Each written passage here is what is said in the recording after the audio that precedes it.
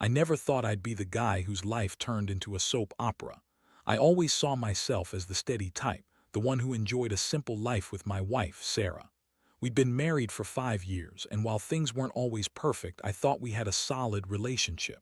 We both enjoyed traveling, but lately, Sarah had become distant. I brushed it off as her working too hard at her job as a marketing consultant. Little did I know, I was in for the shock of my life. It started small. She'd come home late from work, claiming she was swamped with projects. She became more secretive with her phone, often texting in another room when I was home. I kept telling myself it was all in my head. I mean, who would cheat on someone like me? I had a good job, cared for her, and we had a decent life together. Yet my gut twisted every time I noticed her acting strangely. One Friday evening, after a long week, I decided to surprise her with a nice dinner. I got home early, excited to spend some quality time together. The table was set with our favorite dishes, but when I walked into the living room, I found her on the couch, scrolling through her phone with a sly smile on her face. It was a smile I hadn't seen in a while, one that felt foreign and unsettling. "Hey, I thought we'd have dinner together," I said, trying to mask the suspicion creeping in. "Oh, I'm just checking something," she replied, her voice overly cheerful. "I'll be right there." I didn't press the issue then, but later that night, I couldn't shake off the feeling that something was off. As I lay in bed, I remembered a moment from a couple of weeks back, her giggling at her phone, messaging someone with a name that didn't sound familiar. I tried to ask her who it was, and she brushed it off, saying it was just a work colleague. By the time Sunday rolled around, I was a mess. I was pacing around the house, the anxiety gnawing at me. I decided to do something I never thought I would, go through her things. It felt wrong, but my instincts screamed that I needed answers. I searched through her purse and found her phone. It was unlocked. My heart raced as I opened her messaging app. My stomach dropped as I saw a conversation with a guy named Jake. They were talking about meeting up, sending each other playful emojis and flirty messages. It was like a punch to the gut. The messages were recent and some were explicit, talking about plans for a weekend getaway. My hands trembled as I read through them, each message cutting deeper. Suddenly, I felt a rush of emotions: anger, betrayal, confusion. How could she do this to me? I thought we were happy. That Sunday turned into a whirlwind of emotions. When Sarah came home, I confronted her. I told her I knew about Jake and the messages. Her face went pale, and for a moment I thought she might confess, but she didn't. Instead, she went into full-on denial mode. "What? You're being ridiculous. That's just a friend," she shouted, her voice rising. "Friend? Really? Those texts don't sound like a friendship to me." I replied, my voice thick with anger. I remember her trying to twist the narrative, claiming I was too paranoid, that I was imagining things. It was infuriating. I wanted her to admit it, to take responsibility, but all I got were lies and excuses. As the confrontation escalated, I felt my heart racing, each word from her more infuriating than the last. I never understood how someone could be so manipulative, so willing to lie when the truth was all too evident. The emotional impact of that moment hit me hard. I felt like I was drowning. I didn't know what to do or how to react. I wanted to scream, to cry, to make her understand the pain she was causing me. But instead, I just stood there, feeling completely lost. It was in that moment of desperation that I realized I had a decision to make. I needed to figure out how to move forward, whether it was trying to salvage this mess of a marriage or finding the strength to walk away from someone who clearly didn't respect me or our relationship. I needed to gather my thoughts and prepare for what would come next. The days that followed were a haze of anger and confusion. I couldn't focus on anything. Work became a chore, friends felt distant, and every little thing reminded me of Sarah's betrayal. I replayed that confrontation over and over in my head, her frantic denials echoing like a broken record. I wondered how she could look me in the eyes and lie so easily. I kept thinking about the hours I spent with her, the dreams we shared, and how easily she tossed it all aside for some guy she met online. I started to do some digging, trying to piece together the timeline of her affair. I began noticing more patterns in her behavior. She started going to the gym more often, which I initially thought was great. Who doesn't want their partner to be healthy? But then I realized she'd be gone for hours, often returning all sweaty and disheveled, and I found it hard to believe that she was just hitting the treadmill. I couldn't shake the feeling that she was spending that time with Jake instead. One evening, I decided to confront her again. I wanted clarity, something concrete. The lies were suffocating me. I waited until we were both home and I could see she was in a chill mood, scrolling through her phone again. "Sarah, we need to talk," I said, trying to keep my voice steady. "About what?" "I'm busy here," she replied, not looking up. I took a deep breath, steeling myself for what was to come. "About you and Jake, I want the truth, no more excuses." She finally looked up, annoyance flashing in her eyes. "I told you he's just a friend, why can't you just drop it?" "Because I can't, you're lying to me, I saw the messages, this isn't just some friendly banter." I raised my voice, feeling a mix of desperation and rage. She rolled her eyes, crossing her arms. "You're being ridiculous. It's not what you think, we're just having fun. You know how boring this life can be." Boring? Suddenly I felt a surge of indignation. "You think this is fun, lying to your husband, sneaking around? This is not how a marriage works, Sarah." Her expression shifted, she suddenly looked defensive. "You're overreacting, you don't understand. I work hard every day and I just wanted to feel free for once." Free. Free to cheat. Free to destroy everything we built together. I felt my heart pounding in my chest. She didn't respond right away, her face shifting from anger to something darker, a kind of defiance that made me sick. "Maybe you should look at yourself too. You're always so focused on work. You've neglected me for years. I needed excitement and I found it. Don't act like you're the perfect husband." Her words stung. I felt the air getting thinner around me. I never thought I would be in a situation where I'd have to defend my worth. "I've always worked hard for us, for our future. I never thought you'd repay that with betrayal." The realization began to sink in that this wasn't just about her affair. It was about how she viewed me, how she viewed our life together. I felt anger boiling up, but also sadness. I wanted her to understand how devastated I was, but instead, she was making me feel like I was the one in the wrong. After that confrontation, I knew I needed to step back and think. I couldn't just react out of anger. I had to figure out what I wanted for myself moving forward. I began to lay out my options in my head. I could confront Jake. Part of me wanted to give him a piece of mind to let him know how he'd hurt me, how he'd invaded our marriage. But then I realized that would only give Sarah more power, a chance to play the victim. I knew that confronting her wouldn't change her behavior. If anything, it might push her closer to him. Then I thought about ending it, all of it. Divorce would be painful, but honestly, how could I stay with someone who had so little regard for what we built together? I started imagining my life without her. The freedom, the relief of not having to live in constant distrust. But then another thought crept in. Could we salvage this? Was it worth it, fighting for a marriage when she had so easily turned her back on me? I didn't know. This emotional roller coaster left me feeling exhausted. At least I had to make a decision soon. Every day I procrastinated felt like I was letting her win, letting her believe she could keep living this lie without consequences. Whatever I decided, I had to do it soon. I couldn't keep living in this limbo. With every moment that passed, I felt a little more of myself slipping away, and that was something I could allow. I spent hours contemplating my next steps, weighing my options like I was a contestant on some twisted game show. But what would my final answer be? I had to find the courage to take action. Something needed to change. After days of sleepless nights and endless pondering, I finally reached a breaking point. The emotional turmoil was exhausting. I was running on fumes, and while part of me was still in denial about how deeply Sarah had hurt me, I knew I couldn't keep dragging this out. It was time to make a decision, and I had to do it for my own sanity. I decided to confront her again, but this time it was going to be different. I wasn't just going to demand answers.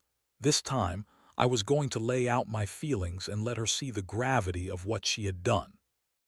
I needed her to understand that this wasn't just a phase or a fling. It was a betrayal that shattered our life together. One night, I took a deep breath and sat her down on the couch.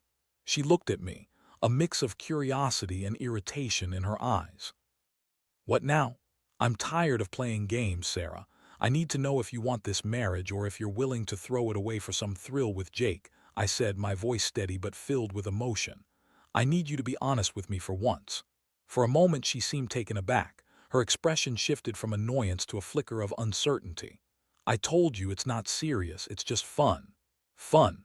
Fun is not lying, cheating, and sneaking around. Fun is not betraying your partner. I felt the heat rising in my chest.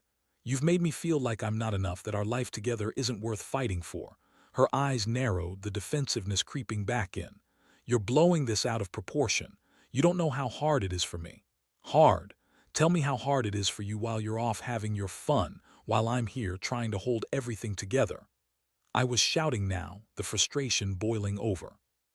You're right, I don't know how hard it is for you because you've never been honest with me.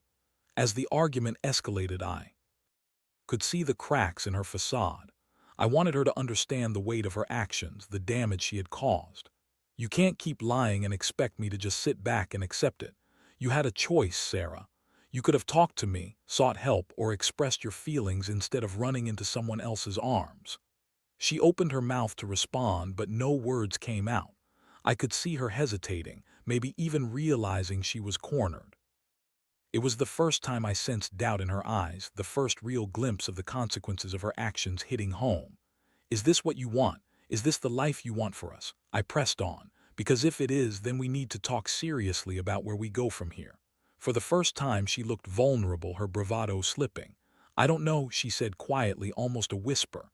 I don't know if I want this anymore, I just wanted to feel alive. Alive? I echoed incredulously. By cheating, by ruining everything we've built together, you think that's living? She looked down, and for a second, I thought I saw a glint of regret flash across her face, but then her defenses went back up. You don't understand the pressure I feel. It's not just about you and me, it's about everything. I thought I could have it all, my career, my freedom, and still be married to you. So you thought an affair was the solution. You thought lying to me would make you feel better. My heart ached as I faced the confusion in her eyes. Sarah, you had everything. I may not be perfect, but I loved you. I wanted us to grow together, not apart. The room fell silent for a moment, the weight of my words hanging heavily between us. I took a deep breath, trying to center myself. I can't keep going like this, Sarah. I love you, but I won't be a fool. I deserve better than this. I deserve honesty and loyalty. Her expression softened for a moment, and I thought maybe, just maybe, she was finally grasping the gravity of what she had done. I didn't mean for it to get this far, she murmured, her voice trailing off. But it did, I said gently, trying to keep my emotions in check. And now you have to choose. You can't have both. I need to know if you want to fight for our marriage or if you're going to keep chasing this illusion of freedom with Jake. She looked like she was about to cry, tears welling in her eyes. I don't want to lose you, she finally admitted, her voice shaking. But I don't know how to fix this. I felt a flicker of hope, but I knew it wouldn't be enough to erase the hurt. Fixing this won't be easy. Will take time, trust, and a lot of hard work. But if you're willing to commit to that, then maybe we can find a way back to each other. We sat in silence for what felt like an eternity, both of us grappling with the reality of our situation. I knew that whatever decision we made would define our future. It was a painful crossroads, but at least it was a step toward clarity. As I waited for her response, I couldn't help but feel a mixture of hope and trepidation. Would she choose to fight for us, or would she continue this destructive path? Whatever her decision would be, one thing was clear. I was no longer going to let her lies dictate my happiness. It was time for me to stop being a passive participant in my own life. The silence that enveloped us felt charged with a mixture of tension and hope. I was acutely aware of every tick of the clock on the wall, the sound echoing in the stillness like a countdown to an inevitable decision.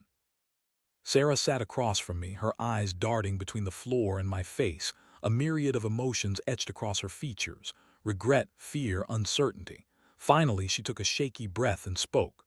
I don't want to lose you, I really don't, but I don't know if I can just turn this around overnight. I need time to figure out what I want, what we want. Her honesty struck me. It was a small step, but it felt significant. I get that it won't be easy, I replied, my voice softer now. I'm not expecting miracles, but you have to understand that trust has been shattered. I can't keep living like this, constantly wondering if you're being faithful or if I'm just some backup plan while you chase after something you think you're missing." She nodded slowly, tears brimming in her eyes. "I know it's my fault. I let myself get caught up in the excitement. Jake made me feel alive, and I lost sight of everything that mattered. But I don't want to feel this way anymore, and I don't want to lose you."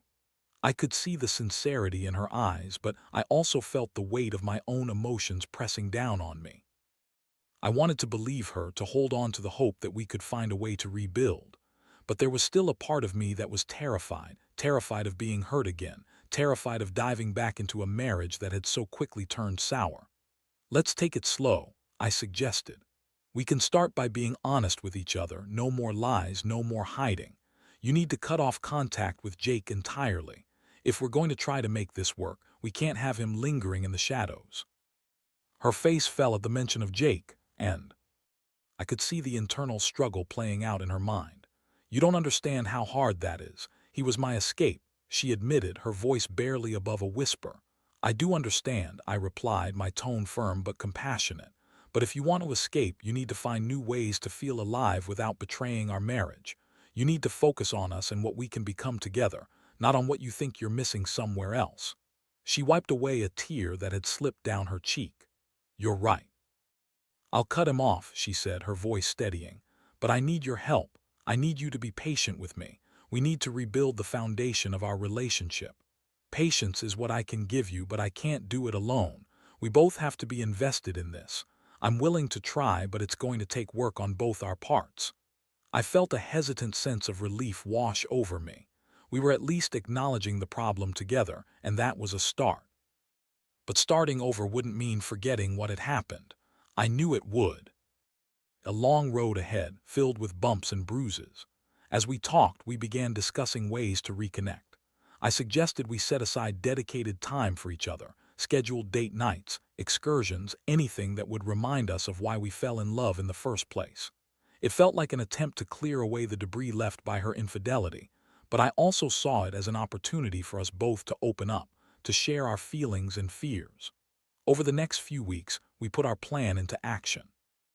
We tried to communicate more openly, even about the smallest things. I could see Sarah struggling to maintain her commitment to honesty. Every now and then, I caught her glancing at her phone with a twinge of guilt, and it sent a pang of fear through me. I had to remind myself that this was a process and not an instant fix. But despite the challenges, I began to see glimpses of the woman I fell in love with. We started to share more laughs, more moments of vulnerability, and even some light-hearted teasing that I hadn't experienced in a long time. There were still difficult days, arguments about trust, her lingering attachment to Jake, and my fear of being hurt again. But we kept pushing through those moments together, reminding ourselves that rebuilding trust would take time. There were nights when I lay in bed next to her, staring at the ceiling and wondering if I was doing the right thing. I feared that I was opening myself up to more pain, wondering if Sarah was truly committed to making it work or if she was just trying to appease me. But every time she turned to me, her eyes searching for reassurance, I felt a flicker of hope. One day, amidst our efforts, she surprised me with a spontaneous trip to a local hiking trail. "Let's just get out there, just the two of us," she said, a smile breaking through the heaviness of recent weeks. "No phones, no distractions, just nature and us." As we hiked, I felt the fresh air filling my lungs, and for the first time in a long time, I felt a sense of freedom wash over me. We talked about our past, our hopes for the future, and the small things that made us happy. It felt liberating to connect in that way, to step away from the shadows of our struggles and focus on the beauty of being together. But I was still wary. The thought of Jake lingered in my mind like an unwelcome guest. So as we sat at the summit, taking in the breathtaking view, I turned to her. "Are you really done with him? I need to hear you say it." She took a deep breath, her gaze fixed on the horizon. "I am. I want to be with you. I know I messed up, but I don't want to run away anymore. I'm ready to face this with you." Her words resonated deep within me, but I knew there would still be hurdles to overcome. Trust, once broken, is a fragile thing. But as we sat there, surrounded by the majesty of the mountains, I felt a renewed sense of determination. If she was truly committed to this journey, I could be too. I was ready to take the next step, ready to fight for our marriage, and hopefully in the process find a way to heal both of our hearts. It wouldn't be easy, but for the first time I felt the possibility of a brighter future. The weeks that followed that hike felt like a delicate dance, a blend of hope and tension as Sarah and I navigated our renewed commitment. We were both determined to rebuild what had been broken, but the specter of her infidelity still loomed over us, a constant reminder that nothing was truly the same. Sarah was trying hard to cut ties with Jake, and I knew it was a struggle for her. I could see the battle playing out in her mind, the remnants of their secret connection still clinging to her. There were times when she would stare at her phone, hesitating before swiping it away, a tangible reminder of her past choices. I wanted to be supportive, but at the same time, my heart ached with doubt. One night after a long day at work, I came home to find Sarah sitting on the couch, her expression distant. I could tell something was weighing on her. "Hey, what's wrong?" I asked as I flopped down beside her. "I've been thinking about Jake," she admitted, and I felt my heart sink. "I know I promised to cut him off, but it's hard. I feel guilty for just walking away like I'm abandoning him." My chest tightened. "You're not abandoning him, you're making a choice to be with me. That's what relationships are about, Sarah, choosing who you want to build a life with. You have to let go of the past to embrace our future." "I know," she replied, her voice shaky. "But he was there for me when I felt lost, and it's hard to just erase those memories." I took a deep breath, trying to gather my thoughts. "But he's also the reason for the pain between us. Every moment you spend thinking about him pulls you away from what we're trying to rebuild. I need you to fully commit to us." She nodded slowly, tears spilling down her cheeks. "You're right, I need to let go. I guess I'm just scared of what that means, how it changes things." "It changes things for the better. It means you're choosing me, choosing our marriage. But it's going to take time, and I need you to know that I'll be here, even when it's hard." Sarah wiped her eyes and took a deep breath. "I want to fight for this. I want us to be happy again." In that moment, I saw a flicker of strength in her resolve. It was a step in the right direction, but I also knew it wouldn't be a smooth road ahead. We needed to keep the lines of communication open, even when the topics were uncomfortable. Over the following days, we made a conscious effort to prioritize our relationship. We started having weekly check-in dinners where we would sit down and talk about our feelings, what was working, what wasn't, and how we could support each other. It felt like we were both learning to express our needs again, and I appreciated that we were both taking this seriously.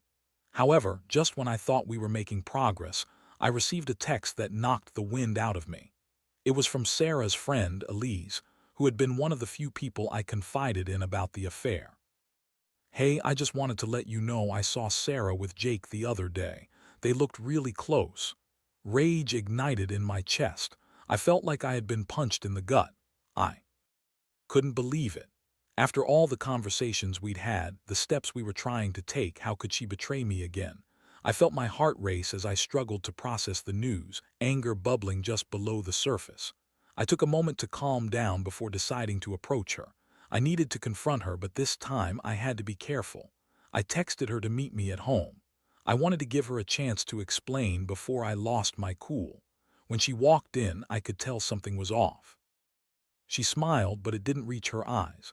"Hey, I thought we could have dinner. Sarah, we need to talk." I cut her off, my voice firm. "I just got a text from Elise." Her expression shifted and I could see the panic in her eyes. "What did she say?" "She told me she saw you with Jake. What's going on?" I asked, my heart pounding in my chest. "Wait, what? That can't be right," she exclaimed, her voice rising in disbelief. "I haven't seen him since we last talked about this." "Then why would she say that? You need to be honest with me right now. What's the truth?" I watched as her expression transformed from shock to guilt, and for the first time I felt like she was genuinely scrambling for answers. "I swear I haven't talked to him, at least not like that." I don't know why she would say that. I couldn't ignore the doubt creeping in. "Then why did she see you together?" "I need an explanation, Sarah." Tears filled her eyes, and I could see the weight of the situation settling onto her shoulders. "I was at the grocery store and I ran into him. I swear, we didn't talk about anything personal, it was just a brief exchange. I didn't want to tell you because I thought it would only make things worse." "So you thought keeping it a secret was the answer?"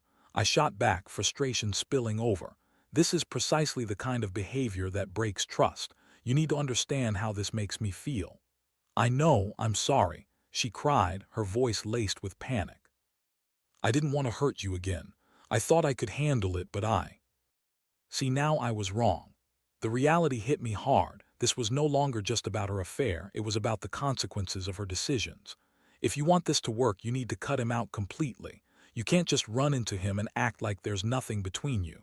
It's a slippery slope, and I won't be the one left holding the bag when you fall again. I'll do whatever it takes to make this right, she promised, her voice earnest. I need to prove to you that I'm serious about us. I don't want to lose you again. The conversation left me conflicted. I could see the sincerity in her eyes, but I also felt the betrayal clawing at my heart. I want to believe you, but you need to understand that trust is earned. You can't keep making excuses. If you really want to fight for this, then show me. We ended that night with more questions than answers. I went to bed, feeling the weight of uncertainty pressing down on me. The progress we had made felt fragile, and I knew we were at a crossroads. I needed to decide whether I could continue to invest in this marriage, or if it was time to cut my losses and walk away for good. I lay there, staring at the ceiling, and realized that while I wanted to believe in Sarah and the possibility of a fresh start, I needed to protect myself too. The journey to rebuild trust would take time, and I needed to find a way to navigate the emotional minefield ahead. I could feel myself teetering on the edge, waiting to see if Sarah would step up or if I would have to stand firm in my resolve to move on. The days that followed the confrontation felt surreal. Sarah was determined to show me that she was serious about our marriage, but I remained on edge. The trust we had built over the years had been shattered, and the pieces were scattered across the floor of our lives. I wanted to give her the chance to prove herself, but I couldn't shake the lingering doubts that plagued my mind.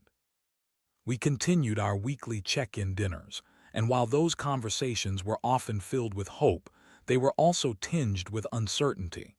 Sarah shared her feelings, her struggles, with guilt and shame over her actions and her determination to let go of Jake for good. I could see her putting in the effort, but there were moments where I caught her staring off into space, lost in thought. One evening, as we sat on the couch, I voiced my concerns. You seem distant lately. Are you really committed to this? I need to know you're all in. I am, she insisted, her eyes meeting mine with intensity. I'm trying to figure this out. I know it's complicated, but I want to make this work.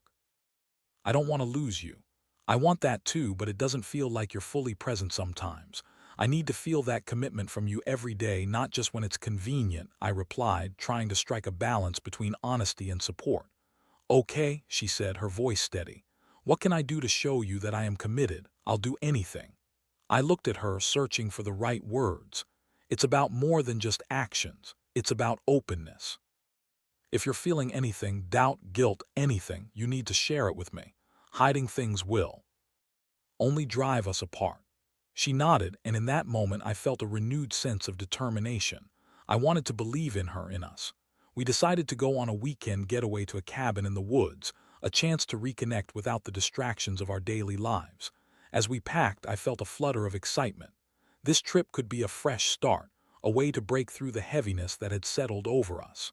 The cabin was beautiful, nestled in the trees with a stunning view of a lake. As we settled in, I felt the weight of our struggles start to lift. We spent the first day hiking, breathing in the crisp air and reconnecting in ways that had felt lost for too long. We shared laughter over campfire meals and sat under the stars, talking about our dreams and fears. That night, as we lay in bed together, I turned to her. This feels nice, I said softly, wrapping my arm around her. I've missed this. I've missed it too, she replied, her voice barely above a whisper. I want to make this work. I love you. I love you. Too, but love isn't enough. We need to rebuild trust, I reminded her gently. This weekend is just the start. We have to keep communicating and putting in the effort when we get back home. We can't let the past overshadow our future. I'm ready for that, she said, and for the first time I truly believed her. As the weekend unfolded, we talked about everything, our relationship, our struggles, and how we could create a better future together. I felt a sense of hope beginning to take root, but I knew it would take time. We had to stay committed to this path, no matter how difficult it became. When we returned home, I was determined to stay vigilant about our progress. The first few weeks were challenging, but we stayed committed to our weekly dinners and check-ins. Sarah was working hard to let go of her past connections, and I could see her genuinely trying to create a space for us to heal. Then came a pivotal moment. One night I found out that Jake had reached out to her via text, a simple, innocuous message asking how she was doing. When Sarah showed it to me, I felt a mix of anger, resentment, and fear. Would this be the moment that tore us apart again? I didn't respond, she said quickly, her eyes darting to mine, searching for reassurance. I swear I didn't even open it until just now. I took a deep breath, my heart racing. You need to block him, Sarah. This isn't just about you anymore, it's about us. You can't keep him lingering in your life, it's too much temptation. I know, she replied, her voice trembling. I will, I promise. And she did. It was a small victory, but it felt significant. Each step away from Jake was a step toward healing, a step toward the future we could still build together if we both worked hard enough. As weeks turned into months, I found myself reflecting on everything that had happened. I had come close to losing the love of my life, but through the pain, we had both learned valuable lessons. Sarah had grown, and I had grown. I learned the importance of communication and honesty, of not shying away from difficult conversations, even when they felt uncomfortable. There were still challenges ahead. Trust is delicate, and rebuilding it takes constant effort. But we were both in this together, and for the first time in a long while, I felt optimistic. I also learned that adventure doesn't always mean travel or escaping. Sometimes, it means navigating the complexities of love and relationships. Our journey together had taken us through some rough waters, but now we were learning to sail again. As I sat on the porch one evening, watching the sunset with Sarah beside me, I realized that I had come to love her even more through this experience. We were not perfect, and our marriage wasn't a fairy tale, but it was ours. And as long as we continued to choose each other every single day, I believed we could weather any storm that came our way.